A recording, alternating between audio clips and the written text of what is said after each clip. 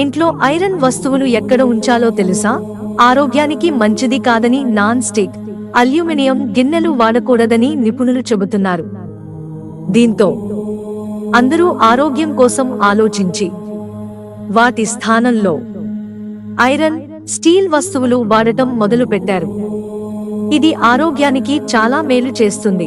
కానీ మనం వంటకు ఉపయోగించే ఐరన్ వస్తువులను ఇంట్లో ఏ దిక్కున పడితే అక్కడ ఉంచకూడదట వాస్తు ప్రకారం. మరి ఐరన్ వస్తువులను ఎక్కడ ఉంచాలో ఈరోజు తెలుసుకుందాం. ఐరన్ అంటే ఇనుము 2 గ్రహాలతో సంబంధం కలిగి ఉంటుందట.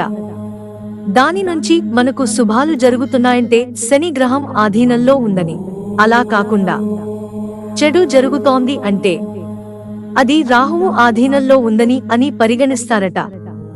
అందుకే ఇంట్లో ఐరన్ ఉంచుకునేటప్పుడు కూడా కాస్త జాగ్రత్తగా ఉండాలి.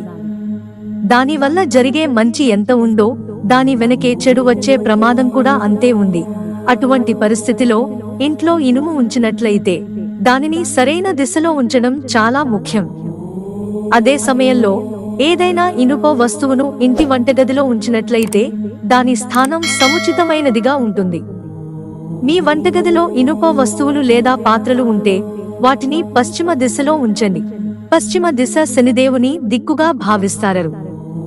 అటువంటి పరిస్థితిలో ఈ దిశలో వంటగదిలో ఇనుప పాత్రలను ఉంచడం శుభం. శని దేవుడి అనుగ్రహాన్ని తెస్తుంది. శనిదేవుడు సంతోషిస్తాడు.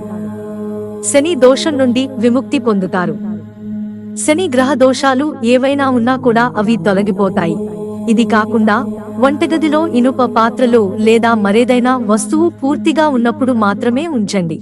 ఏదైనా ఇనుప పాత్ర శిథిలమై అంటే విరిగిపోయినట్లయితే దానిని వంటగదిలో ఉంచకూడదు. ఎందుకంటే అన్నపూర్ణాదేవి వంటగదిలో ఉంటుంది.